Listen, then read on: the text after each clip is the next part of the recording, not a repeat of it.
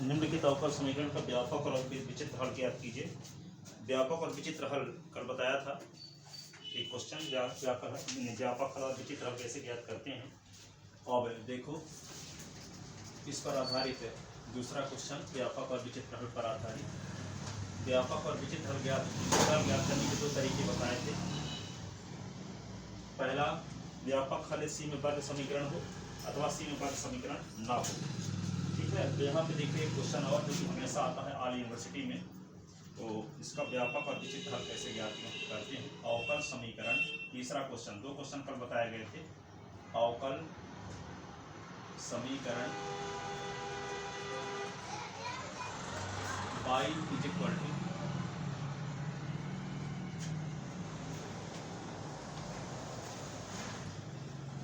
अवकल समीकरण y is equal to P x plus A square P square under root A square P square plus B square का व्यापक एवं विचित्र हल ज्ञात कीजिए।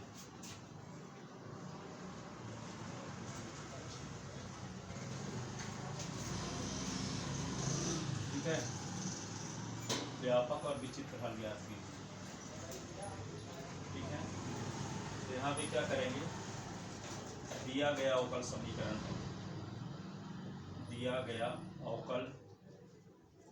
समीकरण है y is equal to P x plus under root A square P square plus B square.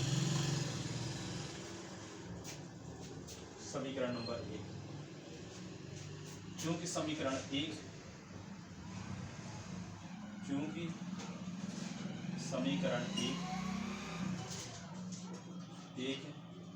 y is equal to P x plus A F T के रूप का है, अर्थात क्लेरो समीकरण है, क्लेरो का समीकरण है। ठीक है, इसलिए P बराबर C रखने से व्यापक हल प्राप्त होगा।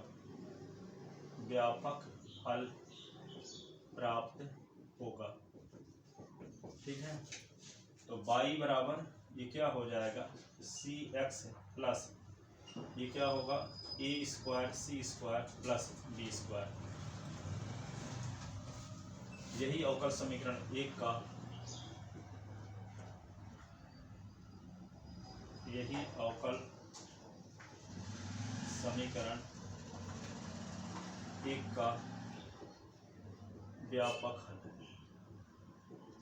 व्यापक हल। ठीक है, आप इसको क्या कर सकते हैं, y minus C X is equal to under root, इसको लिख सकते हैं A square C square plus B square, squaring both side, दोनों पक्षों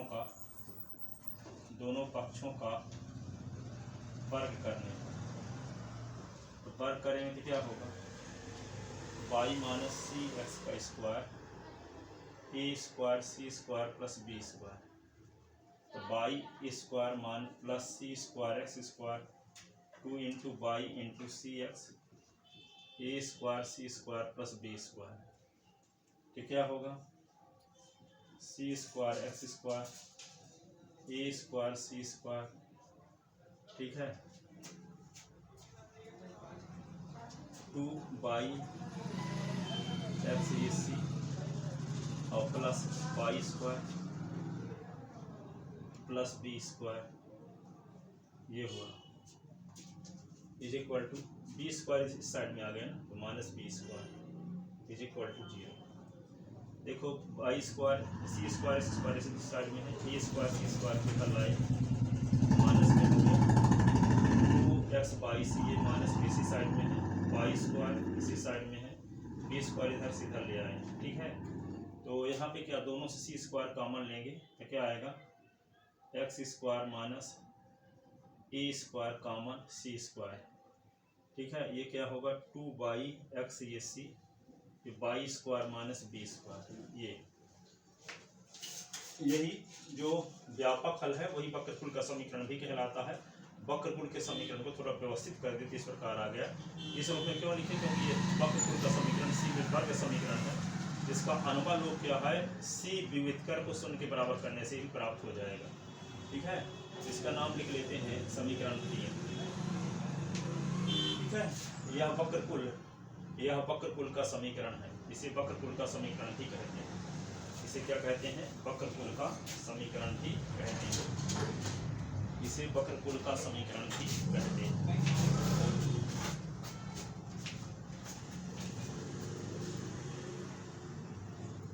ठीक है, दिख रहा है। अब यहाँ देखो समीकरण 3 को वक्रकुल का समीकरण भी कहते हैं। समीकरण 3 को वक्रकुल का समीकरण भी कहते हैं। ठीक है, तथा समीकरण 3 तथा यह समीकरण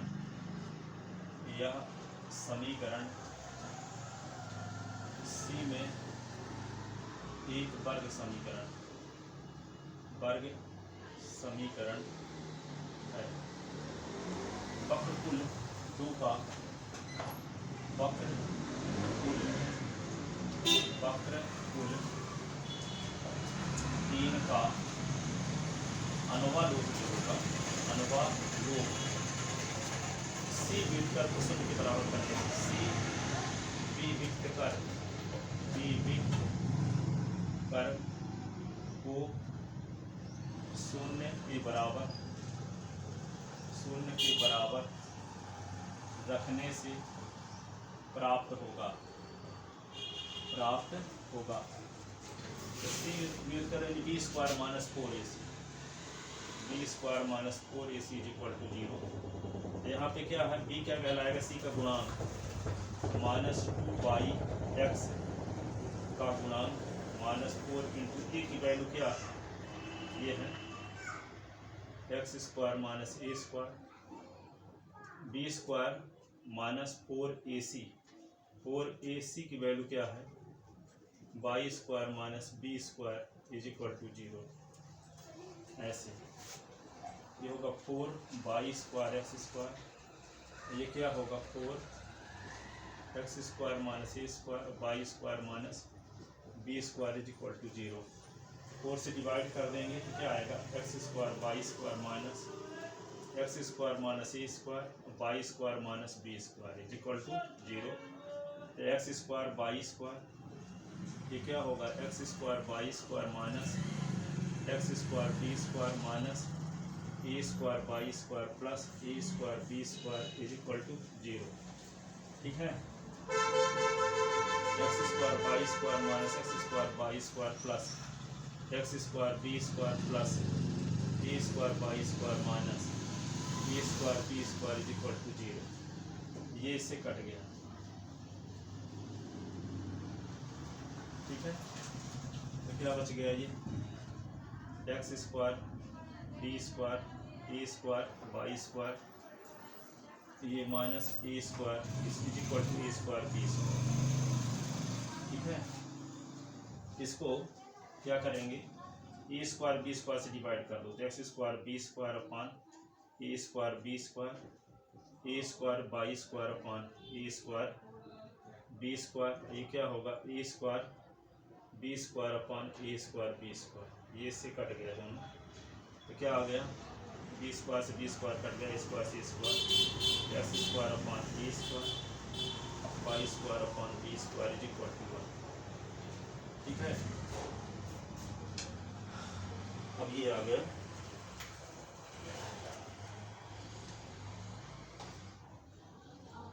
अनुपालोक का समीकरण। ये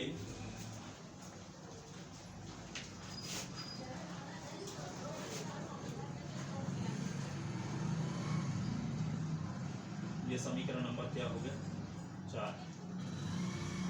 अब समीकरण 4 और समीकरण 1 जो समीकरण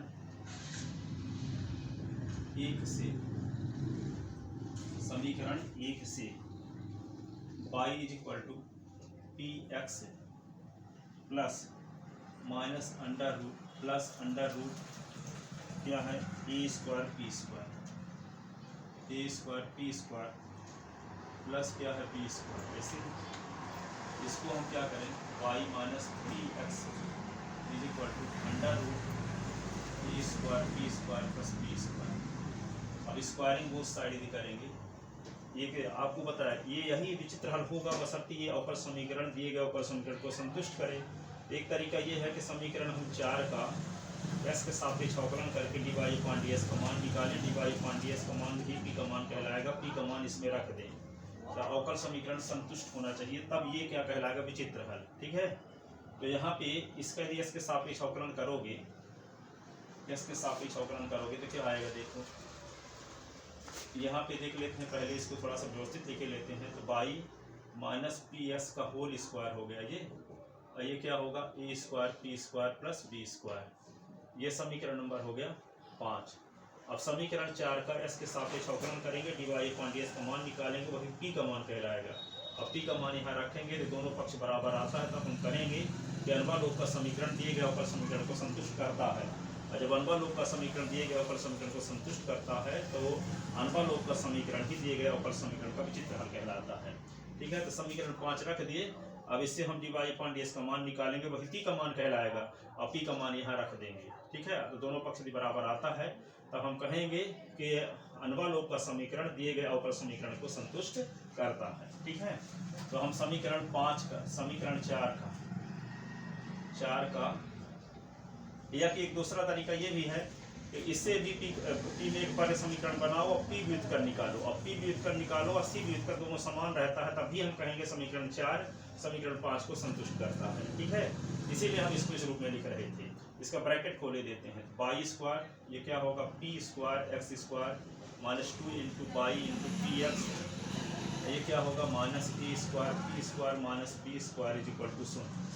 ठीक है, पी स्क्वायर वाले पद हम इकट्ठा करते हैं, ये है पी स्क्वायर वाला, ये है पी स्क्वायर वाला। एक्स स्क्वायर माइनस ए स्क्वायर ये क्या होगा पी स्क्वायर, ये क्या होगा 2x बाई पी, और ये Y square minus B square is equal to 0। ठीक है, ये पी में वर्ग समीकरण है, तो पी व्युत्कर बराबर 0 करते हैं।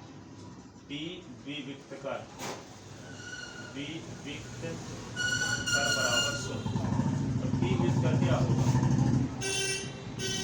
पी स्क्वायर माइनस 4ac, तो पी स्क्वायर क्या पी कहलाता है पी का गुणा minus plus Y square 4 into A की वैल्यू पी स्क्वायर का गुणा एक्स स्क्वायर माइनस ए स्क्वायर, और सी का मतलब बचा पर Y square minus B square is equal to 0।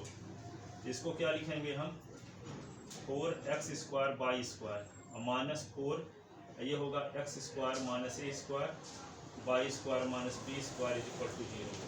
4 का भाग देंगे तो x square Y square minus x square minus ए स्क्वायर और Y square minus B square is equal to 0। इसी को क्या करेंगे एक्स स्क्वायर ये वाई स्क्वायर माइनस ये होगा एक्स स्क्वायर वाई स्क्वायर, ये क्या आएगा एक्स स्क्वायर बी स्क्वायर, और ये क्या होगा minus A square Y square plus A square B square is equal to 0। तो यहाँ कोष्टक खोलेंगे तो x square Y square minus x square Y square plus x square B square plus A square Y square minus A square B square is equal to 0। ये इससे cut गया, तो क्या आ गया एक्स स्क्वायर और यहाँ पे बी स्क्वायर, ये होगा ए square Y square is equal to A square B square. A square B square का भाग देने पर ठीक है, तो क्या होगा X square B square upon A square B square A square Y square upon A square B square is equal to A square B square upon A square B square cut गया, A square cut गया, ये क्या बचा ये दोनों cut गए, x square upon ए square ये Y square upon b square is equal to 1। ठीक है, ये समीकरण नंबर क्या आ गया 6। अब समीकरण यहाँ पे जो समीकरण 4 में सी व्युत्कर मिला था वही पी व्युत्कर भी मिल रहा है। तो दोनों का सी व्युत्कर और पी व्युत्कर दोनों समान है। इसका अर्थ ये हुआ कि अनवालोप का समीकरण दिए गए अवकल समीकरण को संतुष्ट करता है। तो चूंकि सी विव्युत्कर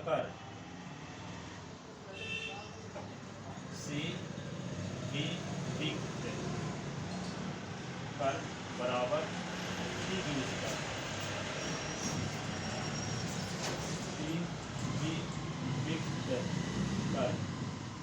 इसका अर्थ है सी व्युत्कर बराबर पी व्युत्कर। समीकरण 4 समीकरण क्या 5 समीकरण 4 बराबर समीकरण 6। दोनों समान आना अर्थ ये हुआ सी व्युत्कर बराबर पी व्युत्कर।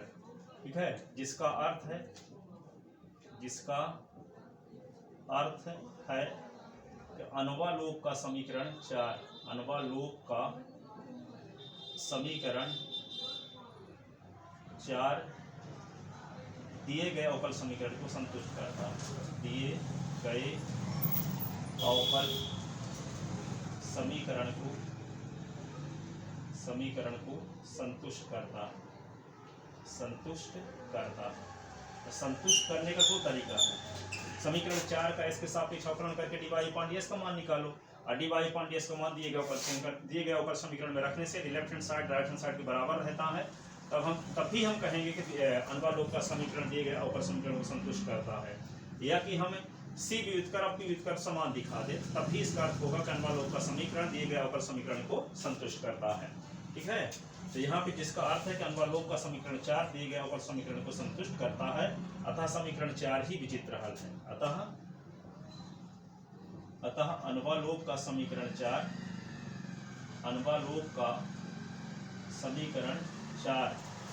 ही दिए गए अवकल समीकरण का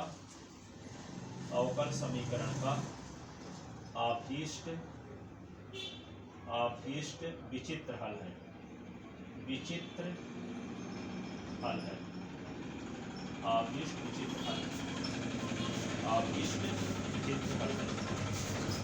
अनवालोप का समीकरण ही आभीष्ट विचित्र हल है।